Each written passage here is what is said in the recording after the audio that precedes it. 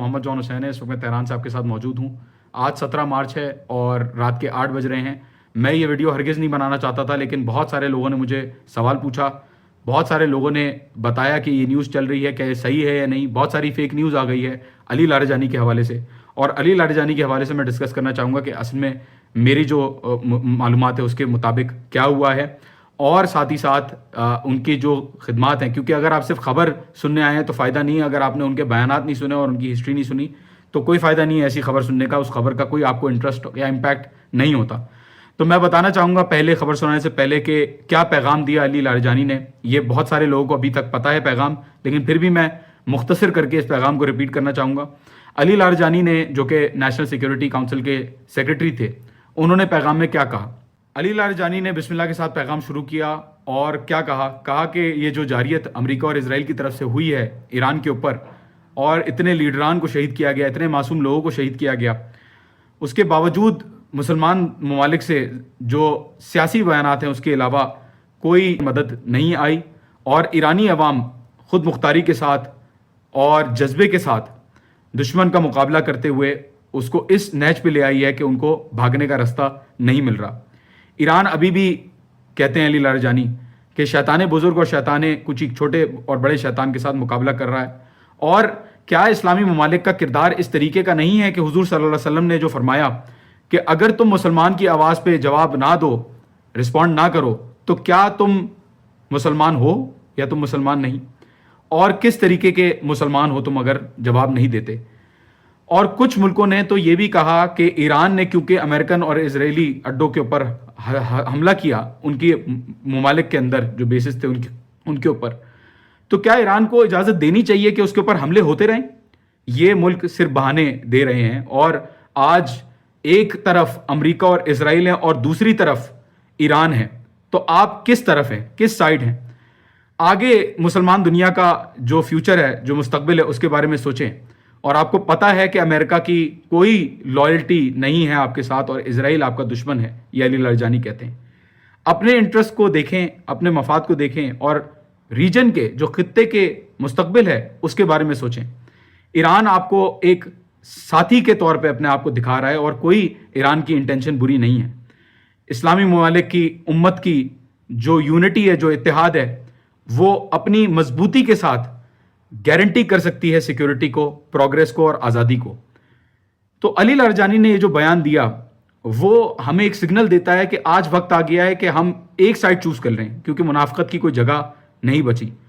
انہوں نے یہ بھی کہا کہ اگر ایک الائنس بنتا ہے اس ریجن کے اندر، ان کا جو مقصد تھا کہنے کا وہ یہ تھا کہ اگر پاکستان، سعودی عربیہ، ترکی، ایران، رشیا، چائنا اور یہ سارے دیگر ممالک اپنے ہی خطے کے اندر ایک الائنس بناتے ہیں، تو اس طریقے سے ہم اپنی زندگی گزار سکتے ہیں کہ ایک آزادی کے ساتھ اور ترقی یافتہ ملک ہم اپنے لوگوں کو دے سکتے ہیں۔ اور علی لاریجانی کوئی عام آدمی نہیں تھے۔ علی لاریجانی صرف نیشنل سیکیورٹی کونسل کے سیکرٹری نہیں تھے۔ علی لاریجانی ایک پی ایچ ڈی تھے، ایک انٹلیکچوئل تھے، ایک فلسفر تھے۔ انہوں نے ایمینول کانٹ کے اوپر کتابیں بھی لکھی ہیں، آپ کو پتہ ہے۔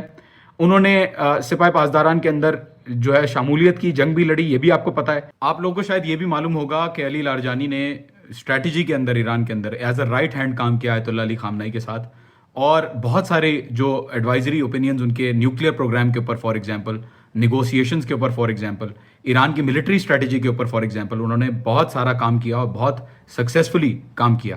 لیکن آپ کو شاید یہ نہیں پتا کہ علی لاریجانی 2 دفعہ الیکشن سے ڈسکوالیفائی بھی ہو چکے ہیں، پھر بھی انہوں نے اپنی لائلٹی جو ہے وہ رکھی نظام کے ساتھ، اور خدمات جو ہیں وہ انجام دیں۔ اس کے ساتھ ساتھ علی لاریجانی داماد ہیں شہید مطہری کے، جو کہ اسلامی دنیا میں ایک پائنیئر ہیں اسلامک آئیڈیالوجی کے۔ اور اب خبروں کی اگر بات کریں، دیکھیں بہت ساری، مجھے بالکل بھی اچھا نہیں لگ رہا یہ خبر دیتے ہوئے، لیکن میرے سورسز کے مطابق علی لاریجانی کی شہادت ان کے بیٹے کے ساتھ ہو چکی ہے۔ اللہ نہ کرے ایسا ہوا ہو، لیکن مجھے یہ بتایا گیا ہے، اور آفیشیل بیان کا ابھی بھی انتظار کریں۔ لیکن یہ بتانے کا مقصد صرف یہ ہے کہ جو فیک خبریں چل رہی ہیں، یہ خبر میں پہلے بھی دے سکتا تھا آپ کو سنسنی خیز بنا کے، بریکنگ دے کے، لیکن میرا کوئی ارادہ نہیں ہے۔ میں نہیں چاہتا کہ کنفرمیشن سے پہلے کوئی بھی خبر دوں، کیونکہ ہو سکتا ہے یہ جھوٹ ہو، بالکل۔ لیکن یہاں حملہ بالکل ہوا ہے، اور جو خبریں دی جا رہی ہیں کہ وہ تو لائیو ہیں فیس بک کے اوپر، یہ بالکل جھوٹ ہے، اس کے اوپر بالکل یقین نہیں کریں. مجھے پتا ہے آپ کے دل کو افسوس ہو رہا ہے، لیکن بات ساری یہ ہے کہ جھوٹی امید زیادہ خطرناک ہے، کیونکہ وہ بعد میں ٹوٹتی ہے تو آپ کا دل جو ہے وہ اور ٹوٹے گا. تو میری درخواست یہ ہے کہ اس خبر کے لیے تیار رہیں. اللہ نہ کرے کہ ایسی خبر آئے، لیکن آپ تیار رہیں پلیز. اور یہ جو میسج علی لاریجانی دے کے گئے اس کے اوپر ذرا غور کریں، اس کے اوپر توجہ کریں. اور میری ایک بات اور ہے کہ جتنے بھی لیڈران، بھلے یہاں پہ پورے لیڈران کو ختم کر دیا جائے، پورے ایران کے اندر لیڈرشپ کو اڑا دیا جائے، کوئی فرق نہیں پڑے گا. ایران نے پہلے بھی 1980 کے اندر، 1981 کے اندر ہفتے تیر بامبنگز دیکھی، پرائم منسٹر آفس بامبنگز دیکھی، جس میں prime minister, president, chief justice, پوری کابینہ اور پارلیمنٹ کے دیگران ممبر کو شہید کر دیا گیا. اس کے ساتھ ساتھ آگے جو معاملات رہے ایران عراق کی جنگ کے ساتھ، اس میں بھی ایران نے سروائیو کیا. اس کے بعد 12 دن کی جنگ میں بھی پوری قیادت کو جو ہے وہ ختم کر دیا گیا. اس کے بعد اب جو آیت اللہ علی خامنائی کے ساتھ کیا امریکہ نے، وہ بھی آپ کے سامنے ہے کہ ملک نہیں ٹوٹا. اور جو نیت کے ساتھ ایران چل رہا ہے، اس نیت میں اللہ کا بالکل ساتھ ہے. یہ جو قربانیاں دی ہیں وہ ضائع نہیں ہوں گی، ایرانیوں کا یہی ماننا ہے. اور آپ بھی پر امید رہیں انشاءاللہ.